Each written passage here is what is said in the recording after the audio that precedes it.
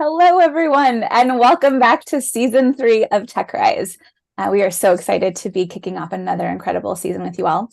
For those of you joining us for the first time, I am Desiree Vargas Wrigley. I'm the Chief Innovation Officer at P33 and Executive Director of TechRise.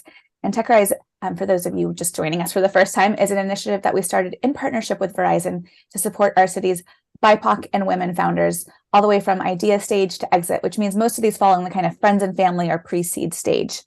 Since we started the effort in April of 2021, we have had over 200 founders take the TechRise stage, and they have gone on to raise almost $50 million in follow-on funding, which, to be honest, was our goal over 5 years. So the fact that we've hit it in 2 years is just an incredible testament to the quality of founders that are coming through Chicago's tech ecosystem. So a little bit about how it works. Each week we bring on somewhere between 4 and 5 founders to pitch their ideas to 3 judges that are often investors from Chicago and all over the country.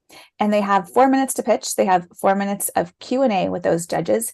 And then the judges deliberate real time at the end of this session to decide who takes home somewhere between $25,000 and $50,000. So it is an exciting time. We still have applications open. If you are interested in participating, head over to techrise.co and you will find everything that you need to get involved as a judge, a mentor, a competitor, and of course, as a sponsor. So we've another special thanks to Verizon for being our lead sponsor and helping us start this entire initiative. And they are also today joining us for our theme focused on media and entertainment. And so with that, I'm excited to invite our guest judges onto the stage. First, we have Mijin. She is joining us today thanks to our partners at Chicago Blend, where she's serving as a Chicago Venture Fellow. Mijin is a second-year MBA student at the University of Chicago Booth School of Business and also serves as head of the due diligence for the Stephen Tarson Impact Investment Fund. She's passionate about the creative economy, healthcare, and insurtech, and is a big supporter of female, BIPOC, and immigrant founders. So great to have you today. Thanks for being here. Next, we're going to bring Wayne Moore, who's an investor at Cleveland Avenue. Wayne is an experienced operator, founder, and business leader with a passion for early stage investing, and he currently runs the early stage tech practice at Cleveland Avenue. Previously, he was at Alumni Ventures Basecamp, where he was the managing partner. And during his time there, he led the fund's early investments in Carta, BlockFi, and Sondermind, and spearheaded the firm's diverse investment initiatives. He's also a Kauffman Fellow. Thanks for being here, Wayne. Good to see you again. And then lastly, we have our third judge, who hopefully you all recognize as the incredible Stephen Shaw, the Community Engagement Director at Verizon and co-founder, really, of TechRise. Stephen's been a huge part of our initiative. We're so happy to have his expertise and support in the work. And he's an experienced social sector practitioner with demonstrated history of leadership in government and nonprofit organizations. And his specific industry areas of focus include education and economic development. So, Stephen, thanks so much. We know you're stepping in for a judge that had to bow out, but you are probably the most experienced judge we've ever had. So excited to have you on for our first episode. And with that, we are right on time. So we're going to kick things off and head into our first competitor's pitch. So I'm excited to welcome you all, Jordan Yates with Starguard to the stage. Judges will go video off while he pitches. Hi, everyone. All right, I'll let you know when we're ready to go.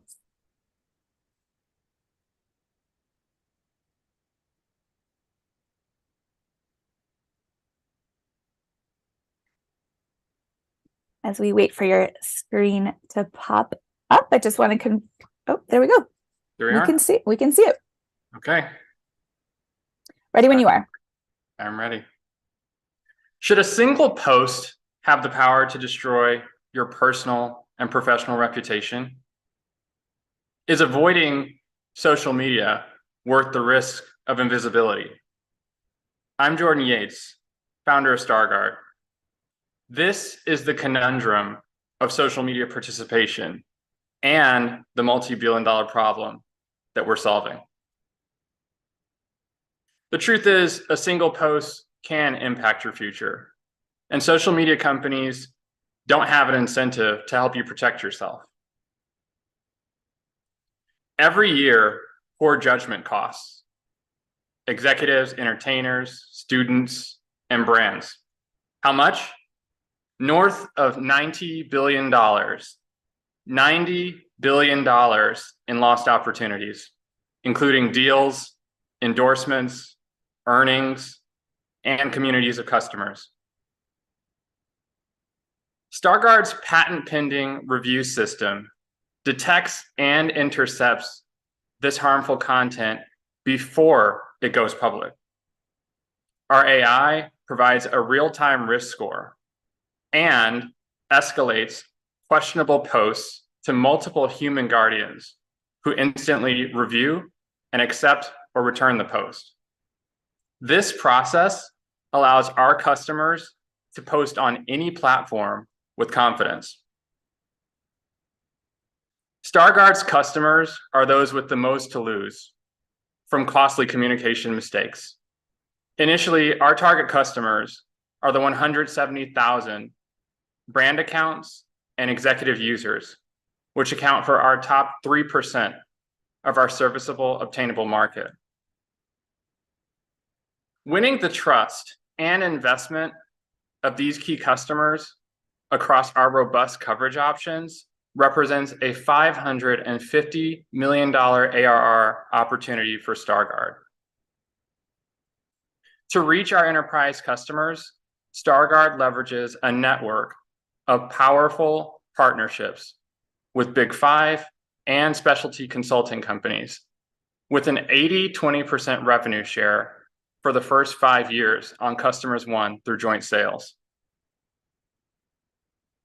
While Starguard has indirect competitors, our moat is our team, our IP, and our deep reinforcement learning built into the core of our business model of human and AI collaboration.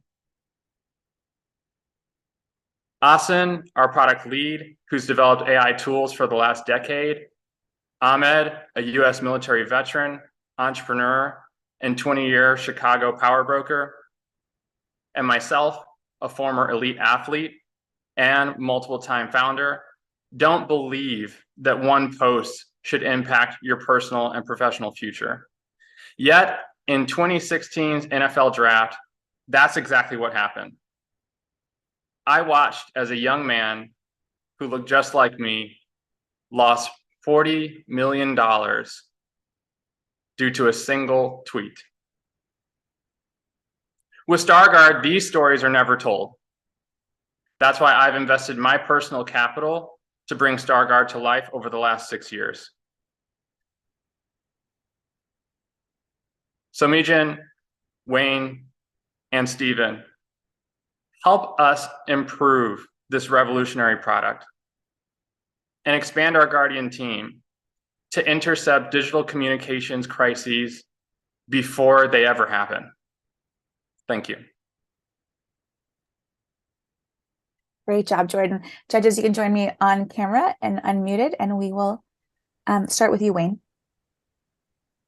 Absolutely. So thanks, Jordan. I have young kids, and I haven't yet had to experience like the social media thing and trying to start thinking about how I'll solve for that. But I guess my first question would be, how do you think about your customer persona right now? A lot of the folks that you showed in your display were, athletes who eventually went on to have this impact them. But I'd like to understand how you think about this as your target consumer for today. Sure. That's a great question, Wayne. Thank you. Our target consumer today, and the reason why we're going after enterprise, it's going to give us a level of stability before we start working on the single customers and the parents that are behind those students like yourself. I think there's a lift behind acquiring any customer group, but I think our resources are best spent on enterprise at this time, if that answers your question. Got it. Yeah, it does. And I kind of gathered that from the post. And so then the follow-up question there would be, as you think about enterprise and then potential like employees and trying to safeguard against that, how do you think about the separation that folks try to keep between like their social and private lives, if you will, with their employers? Absolutely. I mean, privacy is core to the product. The employers don't have any visibility into the employees or executives' profile. They simply can see zones of the organization where say, hate speech or harmful communication is coming from. And then there's an option for sensitivity training if that is the case. Yeah, thank you. Mijin. Cool. Jordan, thank you so much for the great presentation. I think my question is a little bit more surrounding the product side, and moderation definitely being key. We still are living in a world where there's a balance between AI and human interception. So I just want to know like how you guys are really foreseeing in terms of scalability between AI and human intervention. Thanks for the question. The difference between what we're doing and content moderation is we're empowering the user to protect themselves.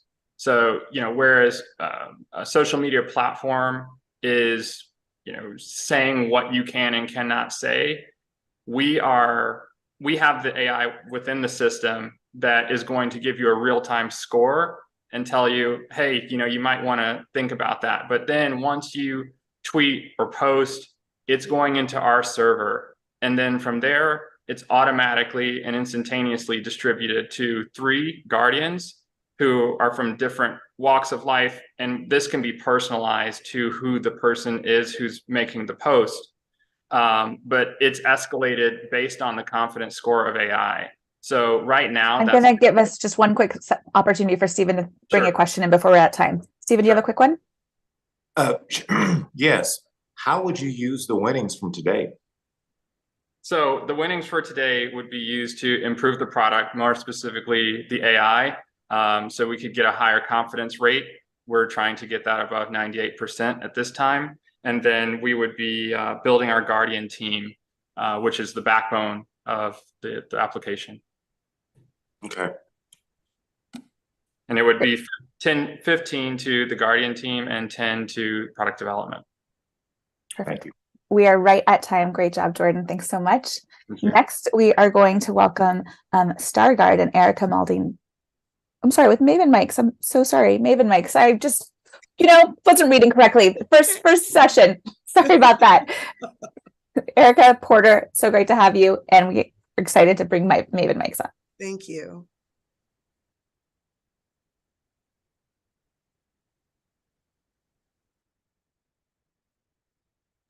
All right, we can see it. We're ready when you are. Okay, good. Did you know that wardrobe styles for female on-air personalities and performers have evolved, but the microphones that they're required to wear have not kept up with those changes? I'm going to give you a little bit about my story. I started my first job in broadcast network, but I was a receptionist in 1997. I then, within a year, was promoted to engineering department. So I learned the technology and the equipment at the same time. Well, today, almost 26 years later, I am an accomplished American producer who's produced over 1,000 projects. And so I've worked with tons of people. Well, eventually, I became the person that was in front of the camera. And so I was invited to speak at panel discussions and also on TV shows. And in this particular moment, after reviewing the footage from this, I saw a faux pas, per se, where the microphone was sticking out. Not only did I see it, but my friends who work in the industry also noticed it. And it kind of ruined my look, because I had a really cute dress on that day. The problem is that women in media have been wearing industry standard Black or neutral lavalier microphones when their attire is colorful, creating a distracting element for the viewers while lessening the quality of the production.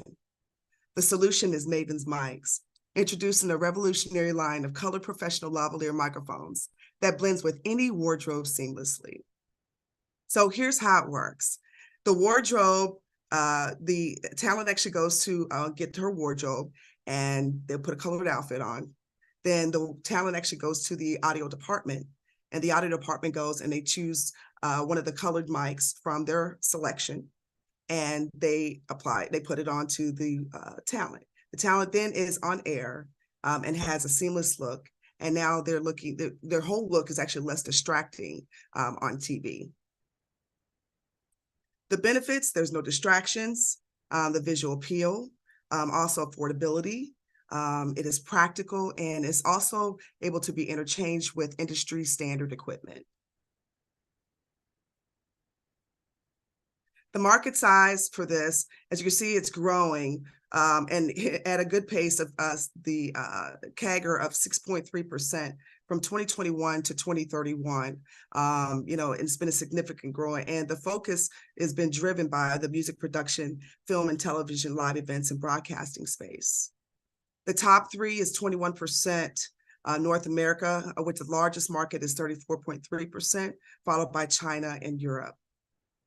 My go-to strategy would be focused on business to business, sales and marketing, and trade shows and events. We're currently in the seed phase, and we're in trademark process. We've got brand development. We also have a purchasing agent as well, and a large network, after 26 years, a large network of communities, companies and professionals who could come on board. The cost to acquire is $42. Annual value of a customer is $300 to $7,200. And this here is the competitive landscape. As you can see, most of these companies they carry industry standard microphones, while Maven's mics will be carrying colored microphones. And here's how we would use the funds: research and development, manufacturing, sales and marketing, and of course, the launch. So why me, why now? And that's me right down in the corner, because what I really do. There's a growing demand in this space, and it's also a differentiation when it comes to the actual look itself and what, as compared to the other companies are doing right now. It's innovative, and it also is diversification. The future of this project it's going to disrupt the current landscape of the professional microphones industry. It definitely would be a supplier to the major players. It has a competitive advantage in actually increasing the market share, and it's also a positive impact on the entertainment industry. All right, with that, let's invite the judges on. You can stop sharing your screen. Thank you. All right, Mijin, we're going to have you start.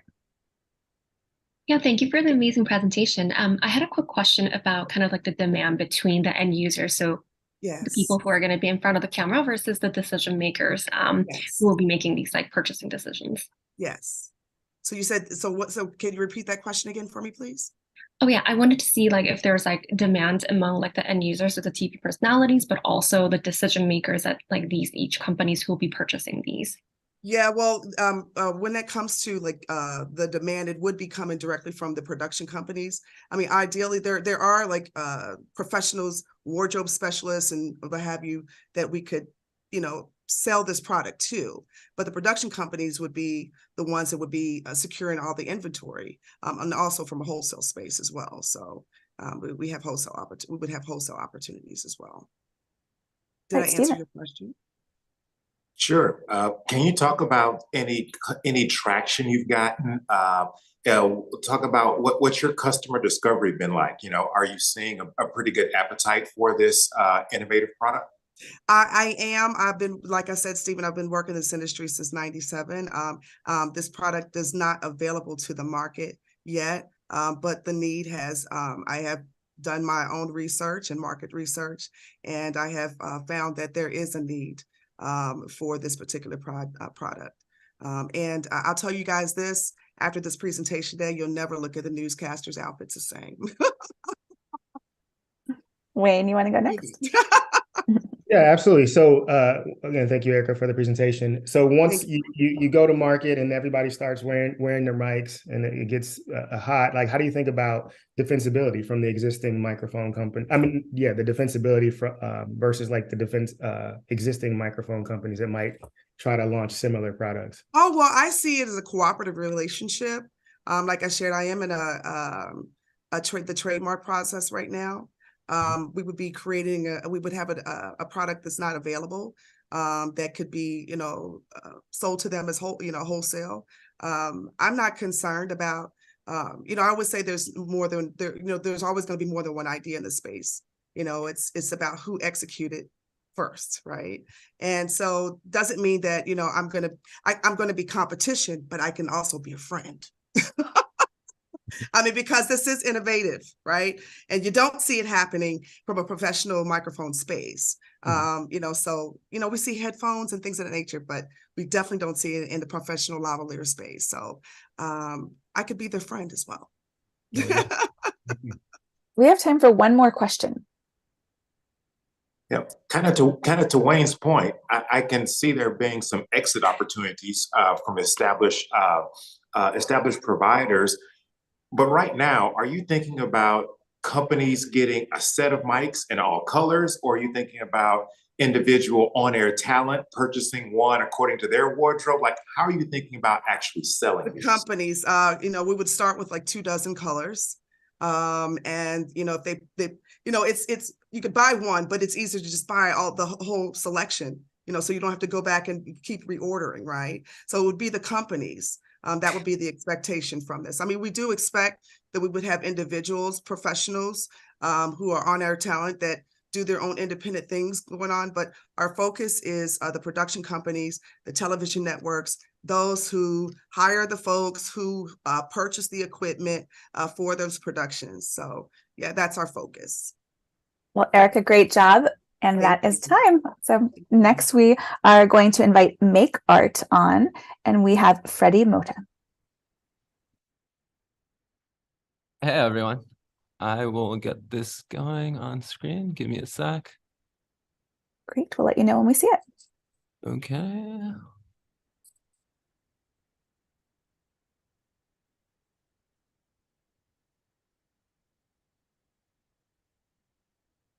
Are you seeing it? Yep, you're good to go. All right. Oh, wait, give me one second. Okay. Billions of us love making art when we're young. We draw, we paint, we collage. It's amazing. But the majority of us stop making art as we grow up. We can't get past the different barriers, lack of skills, time, and resources. We are going to transform how art is made and who makes it, helping hundreds of millions of Gen Zs and millennials make art. That's why we're building makeART. makeART is an interactive art studio for the next gen. It uniquely combines tech, AI, and different modes to make art on your phone. One mode lets you mix your photos with generative art that's infinitely customizable. It lets people change every art element. It's a new approach to generative art and one that pushes what's possible with tech. Another interconnected mode is called Canvas, where you can make art through touch with taps and swipes. It's fun, surprising, and immersive. People can make art by themselves or with friends. And we've had thousands of people from all over the world make art together. We're building and connecting these art modes based on what our next-gen creators have told us and what we've seen in analytics. We've started to transform art a bit. We've had more than 10,000 Gen Z and millennials make more than 55,000 art pieces. We've broken into the top 100 apps in South Africa and Ireland and gained key product and growth insights from more than 500,000 interactions. We're going to leverage all the insights and apply them to how we use the $25,000. With it, we plan to get to our next 100,000 next-gen creators this year. We're going to collab with 30 TikTok and YouTube micro and mid-tier influencers. We've already done pilots with a few emerging artists like Taffy. She's an Afro-Latino artist and awesome. We're going to invest in additional AI compute power and shareability features and spread makeART with ultra-targeted, ROI-centric Apple App Store ads. When we take a step back and look at the art space, art is exploding. It's one of the most popular genres on social with billions of views. The traditional art market is $50 billion and digital art is at $22 billion. And if we look at an adjacent photo editing space, the top apps here have hundreds of millions of users and make tens to hundreds of millions in yearly revenue. Compared to the competition, we will elevate the art form by totally removing all the barriers to making art. makeART is also powered by our exclusive generative code, which provides a high-tech mode.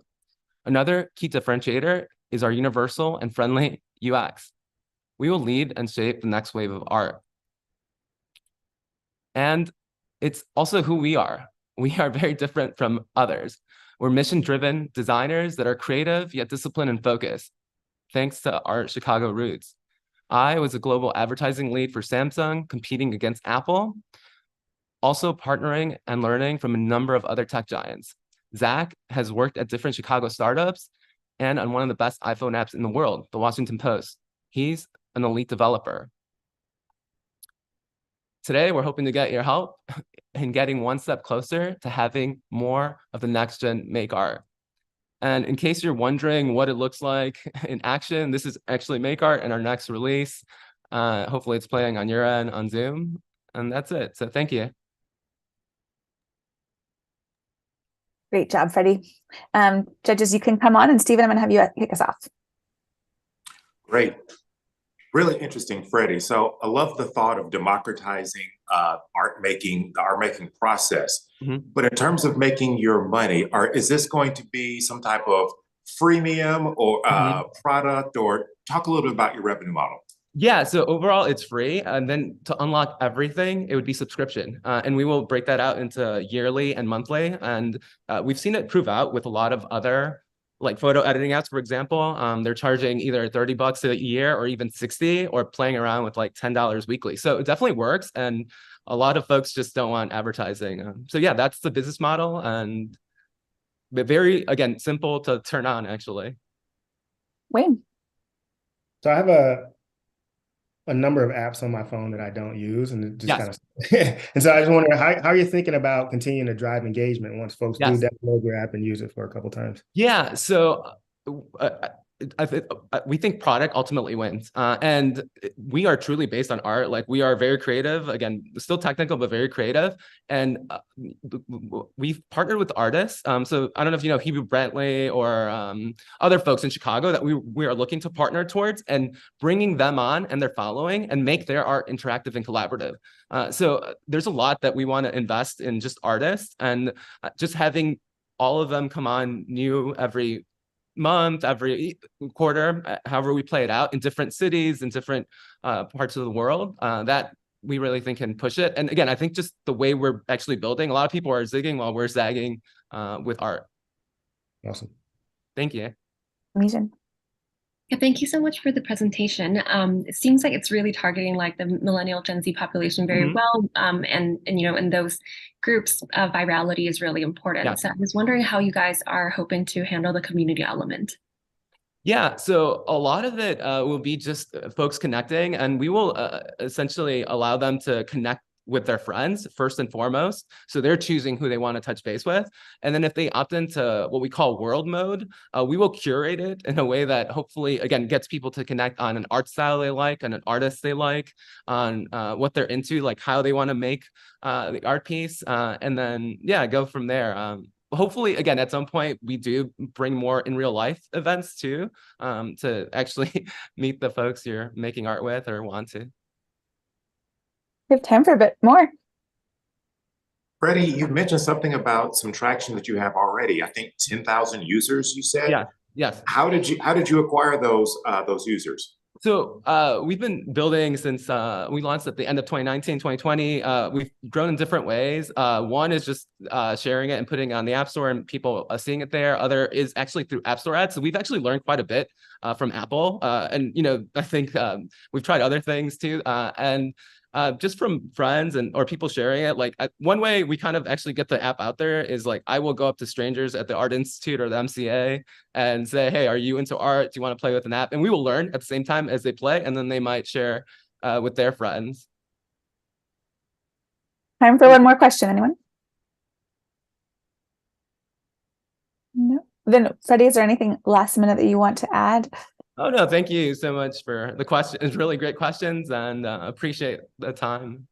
Well, great job, Freddie. All right, judges, you can go back off. And next we have Taricka Clinton with the travel Landseairge. Yeah, you said it correctly. Okay, here we go. Can you see my screen? Perfect. Ready when you are. Okay, I'm ready. Welcome to the Travel Landseairge, where you always know where to go. One of the biggest factors hampering travel bookings is the lack of transparency. Comparing too many options is challenging and becomes a roadblock, what we like to call decision paralysis, which takes us to the first problem that we're tackling: information overload. Most people do not enjoy the booking process because there's just way too much information out there, and they want something simpler. The second problem that's plaguing the travel industry is underrepresentation for subset travelers like BIPOC and the LGBTQ community. So this is the domino effect. And what happens is, with low representation visibility, it increases stereotyping and prejudice, which increases safety and concern for these subset communities. And here's a fun fact: only 2.6% of tourism ads feature African Americans. So how does something like this happen? Well, let's talk about it. Most travel shows are dominated by white men that tell white travel stories. All of us have seen one or more of these shows, and we all know the beloved Anthony Bourdain. Are you familiar with any of these shows? Traveling with Danella Richard, Mysterious Islands with Kelly Edwards, or Never Say Never with Jeff Jenkins. Another fun fact, Kelly Edwards was born and raised south side of Chicago, and she is the first African-American woman to have a travel show on the Travel Channel. So how do we solve the problem of travel information overload and underrepresentation? We do it with the Travel Landseairge, a streaming travel network designed to simplify the user experience with curated short-form travel content from diverse travel influencers. So how does all of this work? So here's what I've learned. The booking process can be 10 times easier with video. It allows travelers to engross themselves in an experience before booking, and short-form video provides the right amount of tease. So you'll sign up on the website, you'll decide what your experience is going to be, where you're going to go. You'll choose the video or videos that you want to watch. And then right under the video is all the information that you need to go ahead and book. You don't have to leave the site. Everything you need for your travel needs is going to be right there. Right now, the online travel market is at 433 billion, where BIPOC travelers are at 100 billion, and the available market is at 17%, because I also discovered that 17% of people in the US have bought some form of travel app subscription to help with their travel plans. Lastly, 68% of all sales in travel and tourism are made online. So how are we going to make money? With advertising, affiliate marketing, a subscription model, and we also have an online booking site. Again, you don't have to leave this site to go and do everything else. You can do everything right here. You can go ahead and book your travel and your hotel from the site. Competitors, while some of us share the same space, our unique component is that we target the BIPOC and underrepresented communities that none of my competitors are really going after, and they are spending money in the travel industry. And how do we get these customers? With our PLG marketing strategy. We're partnering with influencers. And so what we know, 50% of consumers depend on influencer recommendations. So if the influencers trust us to come onto the network, their audience will follow. Our ACV begins at $6.99. And right now, while we don't have a CAC, because we don't have customers just yet, we're still building, our aim is to have the 3-to-1 ratio. And how are we going to use these funds? Website and development. I'm getting a developer. We're expanding the platform to go to Roku, Apple TV, and to have real estate in the metaverse, social media manager to increase our social media presence, and to attend conferences and events to further get the name out there and promotion of the network. I'm Taricka Clinton, your travel BFF, the principal and founder of the Travel Landseairge. That's my time. Thank you. Perfect timing. Thanks, Taricka. Okay, judges, you can come on and join us. And Wayne, we're going to go back to you to kick us off. Absolutely. Thanks, Taricka. Really good presentation. First question is just, what is the right influencer persona for you? Because a lot of the folks that will be, featured on your platform, because a lot of these folks are developing their own following, hope to monetize their own audience as well. So how do you think about sort of that and then coming onto your platform? What I've been doing is researching just different micro influencers, people that are really interested in the type of content that they're producing. Not just I'm out and focusing on themselves, but actually showing the experience, where you're at, what you're doing, what it is that you're getting. Those are the influencers that I'm going after, because those are the content creators that are showing you what it is you'll be getting. It's less focused on themselves and more focused on where you're going and what you're doing. Does that make sense? Yeah. Those are the ones that I'm targeting. And so it's a lot of research. I have to go through a lot of videos to find, are they doing it for themselves or are they doing it for an audience? Mm-hmm. Good. Mijin? Thank you for the presentation. It seems like I've had like a couple of, my friends who are especially like the target audience that you're talking to currently don't have much of a substitute. So use the likes of like TikTok or any other resources they can. How would you say like you would compete with those substitutes, not necessarily direct competitors? Well, because the content is curated. So you can go anywhere. But when you're looking, so if you're going to Chicago, I saw this restaurant on TikTok. Now you have to go through millions of videos to find it. On my site, you can favorite your favorite author or content creator and go straight to the page and find what you're looking for. So you don't have to search through millions of videos to find this one particular restaurant or this one experience that you really like. It's all curated for you, and you can filter through to find what you're looking for. We're trying to make it as easy peasy and as seamless as possible. Thank you. Love your, I like your thought about using influencers, but in addition to influencers, how are you going to get your name out there? Because I'll just do a Google search or go to Hotwire or Orbitz or one of those sites just to find some discounted travel. So how are you going to really get as many of those users that you really want in a very crowded and competitive field? Well, one idea, what we're doing with the influencers, like I said, their audience will follow them. So if the influencers trust us, their audience will follow them.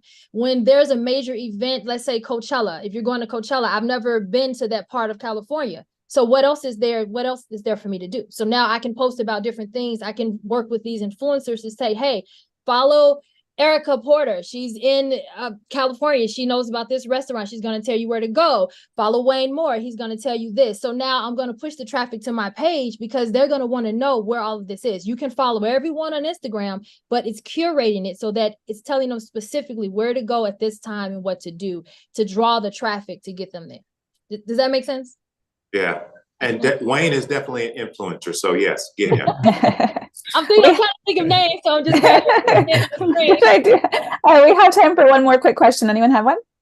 Yeah, I had a question just about how do you think about formatting the content, since you're going to be taking different videos from different creators so that it all has kind of a consistent, travel Landseairge look and feel? Filtering it by city, by state, by experience, what it is people are looking for. So as I'm researching, I'm finding what are people searching for when they travel? What do they want? What are they looking for? And then with the content, it's really let the creators be themselves, because that's what people like, right? They like to see them. I don't want it to be cookie cutter. I want creators to be themselves because that's what their audience loves and that's what they're going to follow. Not this robotic way of doing things. Nope, be yourself. And we just keep it consistent that way. Does that make sense? Great job. We are at time, Taricka. Thank you so much. And we're going to welcome our final competitor to the stage. We have Arush Dhawan with Streo.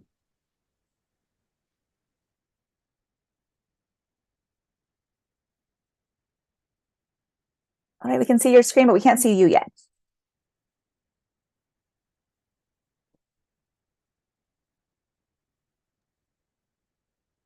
Can you see me and hear me? We can. Ready when you are. Okay. Great. Hi, everyone. I'm Arush, and we're Streo, and we're putting music from clubs, bars, and festivals around the world in your pocket. Today, we have access to all the music and movies we want at any time. But fans like me still don't have access to all the amazing music that's played at the local clubs, bars, and festivals around the world. It's sad because ultimately it's the artists who are missing out on earning money from their events online. We founded Streo to fill this gap in the entertainment industry. With Streo, artists can broadcast events and earn money, while users can stream music from clubs, bars, and festivals around the world at their convenience. In beta, we've broadcasted 5,500 events to 300,000 users and earned $40,000 in sponsorship revenue. We validated that artists want us, as they not only live stream their events, but also promote us for free across multiple channels to entertain their fans. We validated that users want us, as thousands of users find the product to be dope, trippy, and awesome. We validated the many unique use cases of our product, like when users miss an event, attend an event, are late to an event, are traveling, going out, or having a house party. We validated one revenue stream as global brands like Budweiser, Red Bull, Absolute sponsored playlists to engage with our users. We validated our go-to-market strategy as Streo became a trending app on the App Store above billion-dollar brands. We charge fans $10 per month for unlimited, uninterrupted access. And our target customers are the 400 million music event ticket buyers worldwide who enjoy music, follow artists, and visit clubs, bars, and festivals. We can access this audience with just a few big artists on the platform. And assuming an industry average revenue per user of $22 per year, We estimate the market size to be over $8 billion. Our team excels in operations, music, engineering, and marketing. Streo is my third venture, and I've received one exit. Fernando has been nominated for numerous Grammys and has produced and written for world-class artists like Lady Gaga, U2, Whitney Houston, Britney Spears, Shakira, Bruno Mars, Snoop Dogg, Sting, and the list really goes on and on. Sharik started his engineering career at Gracenote, followed by NASA, after which he has helped several founders launch their product and achieve product market fit. Prerna has worked at a leading global marketing agency for 10 years, where she led marketing campaigns for Pepsi. She's won several media awards for her campaigns, including 2 Pepsi Star Awards. We're backed by 3 prestigious accelerators, a Capital Records, a California-based, and a gold-tier accelerator. They made a pre-seed investment of $150,000 and are continuing to provide mentorship and connections to help us succeed. We're also associated with Founders Boost Miami and 2112 Chicago, so we have access to 3 major markets, Los Angeles, Miami, and Chicago. We're raising a seed investment of $1 million to acquire 25,000 paid subscribers, which would translate into $3 million in annual recurring revenue. The TechRise prize money will be a great start to our seed round, allowing us to immediately hire 2 resources to accelerate both product development and content partnerships. 15 years ago, music and movies on demand was the future of entertainment, and these industries are now worth billions. Today, events on demand is an inevitable future with similar growth potential, and our goal is to become the global leaders of this exciting industry. Thank you. Great job. Judges, you want to join us on stage? Mijin, you want to kick us off? Yeah, thank you for the presentation. So it sounds like this is definitely an interesting opportunity on kind of like having the platform angle. And I wanted to know more about how you plan on acquiring more artists to join. Yeah, absolutely. So we do have a couple of strategies. One is club partnerships. And we've seen that club partnerships, partnering up with event organizers, festivals, they give us access to a lot of artists. And, that enables us to onboard these artists. And of course, our team member, Fernando, is actively tapping his network of top tier artists and clubs, through which we get access to millions of fans.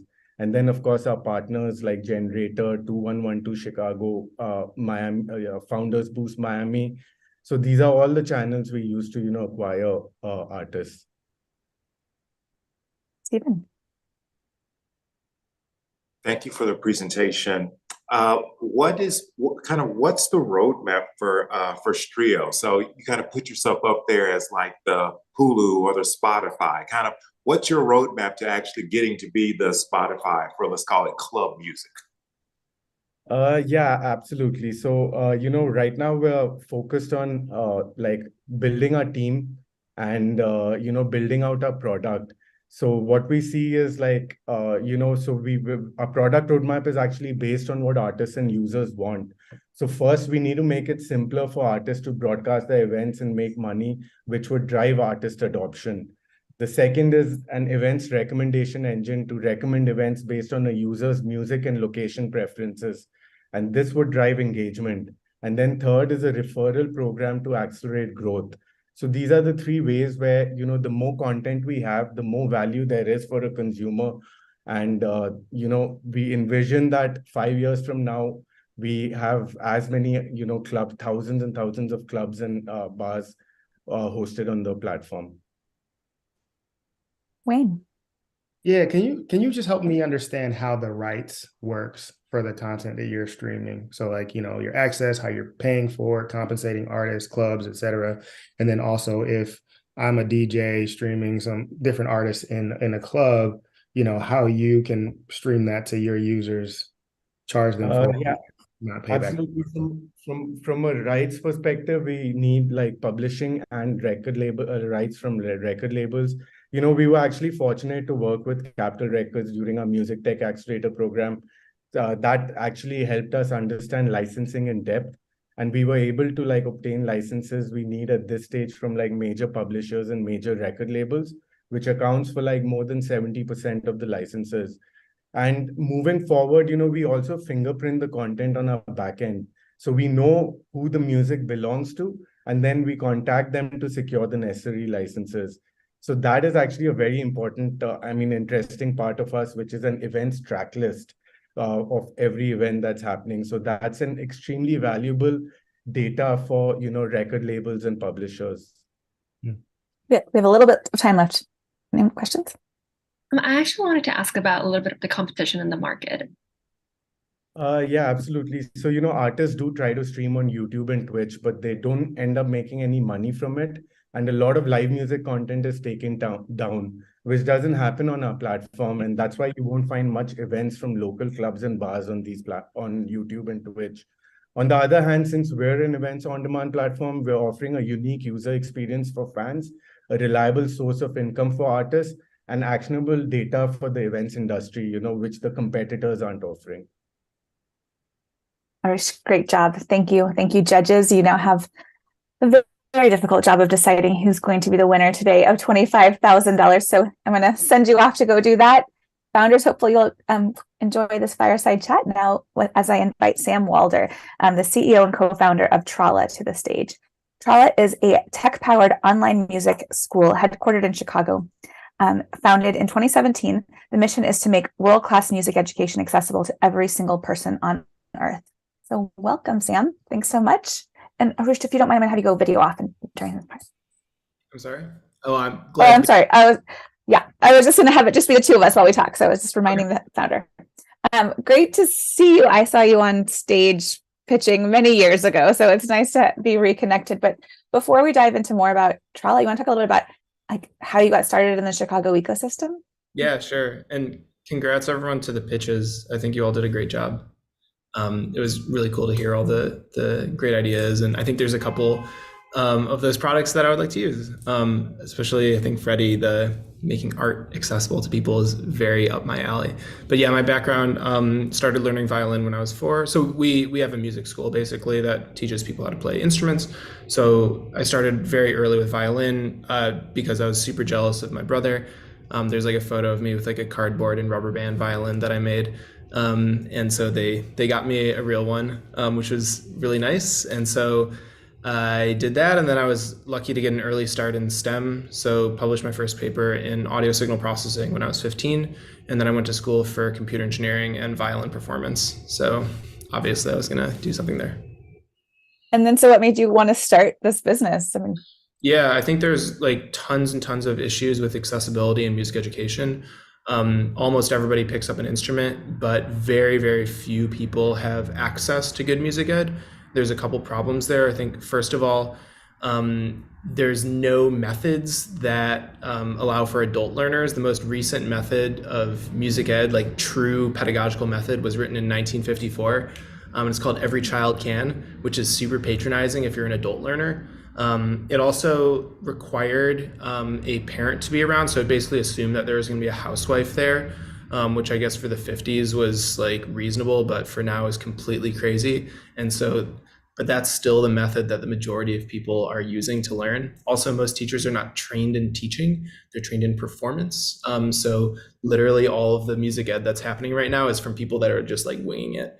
And then I think there's tons of like race and class issues in the space. Like in Chicago, for example, there are 0 Black string players in the Chicago String Symphony Orchestra. So like representation is a huge issue as well that's preventing people from learning. And so we're trying to tackle some of those. We wanted to see if we can lower the barrier to entry for people anywhere to learn an instrument. So with your CS background, did you end up coding this originally yourself, or did you bring on a team? How did you get started?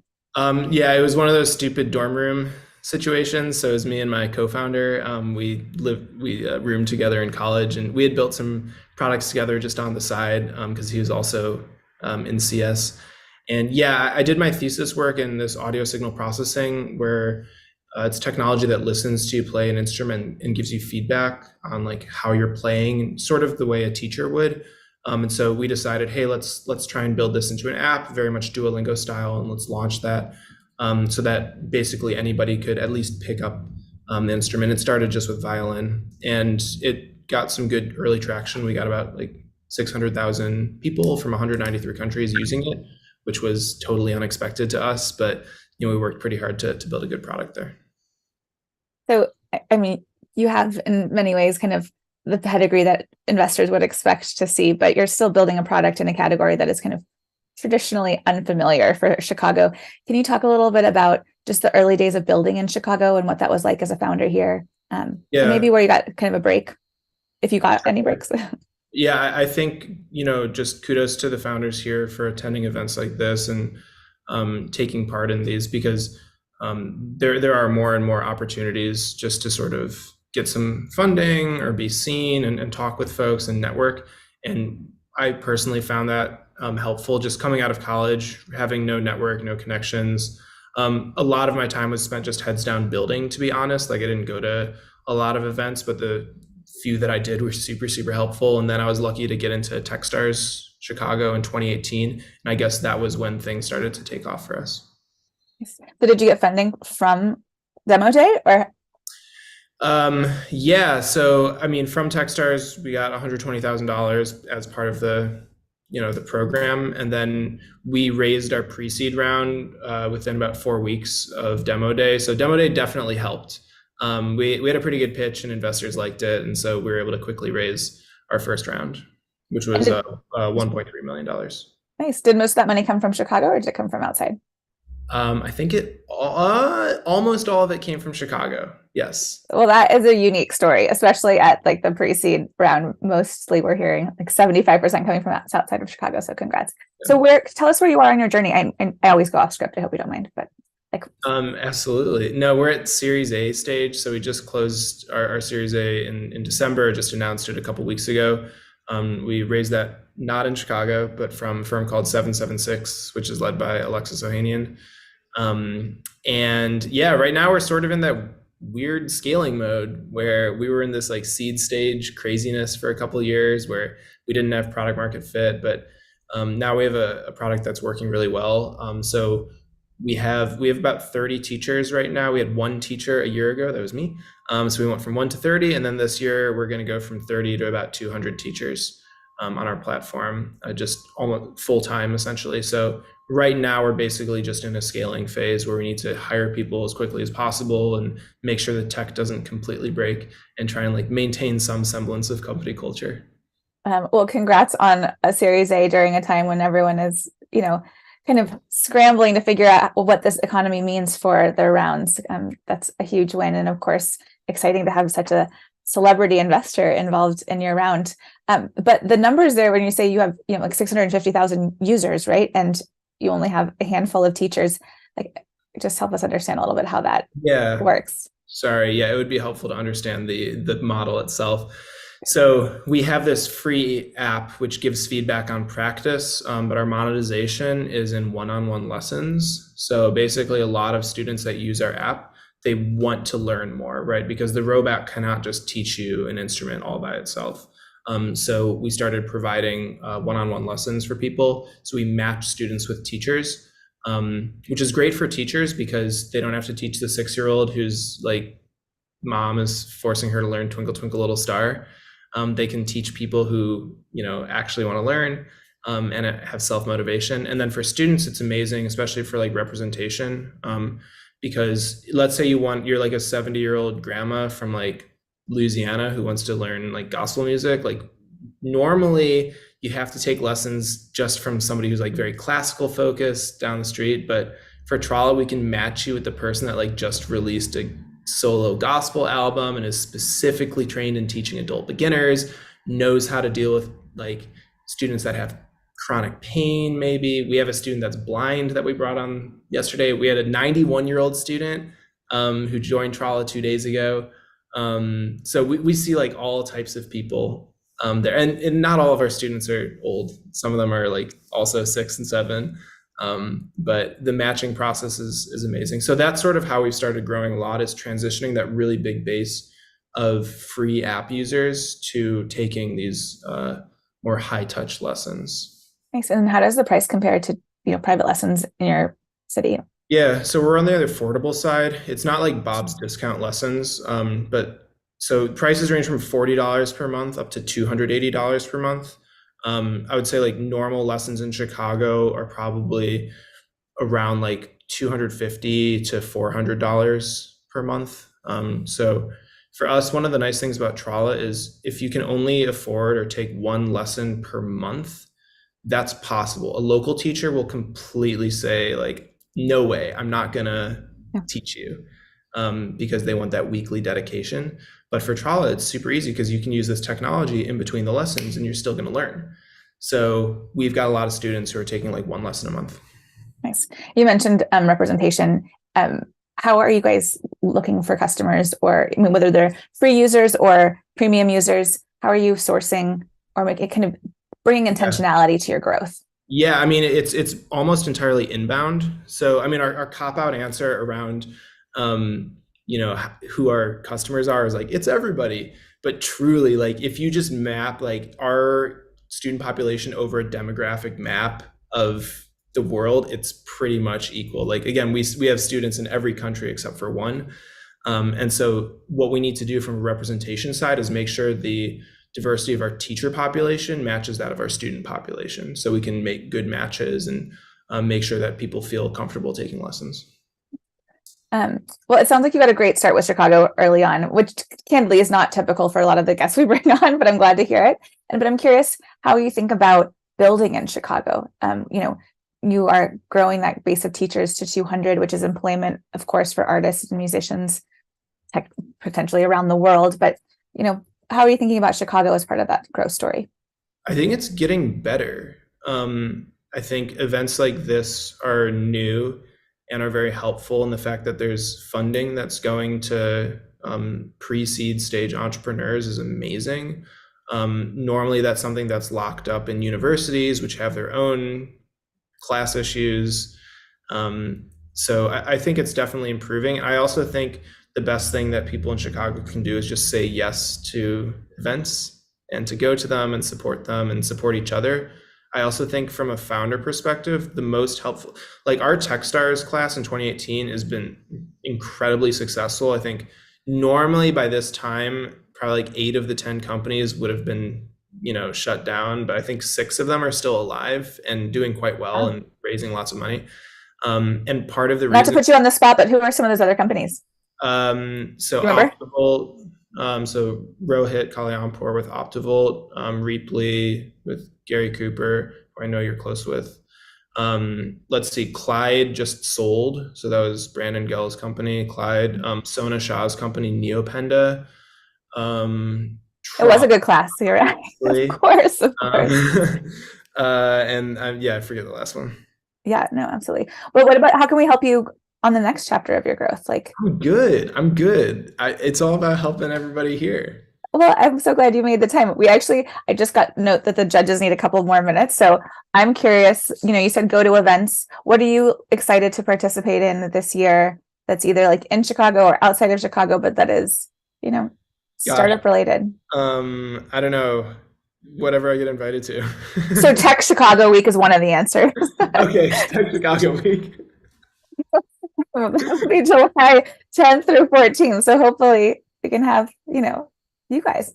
Actually, do you ever do like group efforts or things like where you bring your students together to do concerts or anything like that? 100%. Yeah, I mean, we do student recitals every quarter, which is really amazing because like the creativity of our student population, like there's people that buy green screens just to make their recital videos, and we have people collaborating on some videos, which is cool. So people are like meeting each other on our Discord server, and like they'll meet up in person and practice music. And we've got some student groups, like Austin, Texas is a pretty active Trala student group where like they're going to concerts every week and they're doing practice sessions.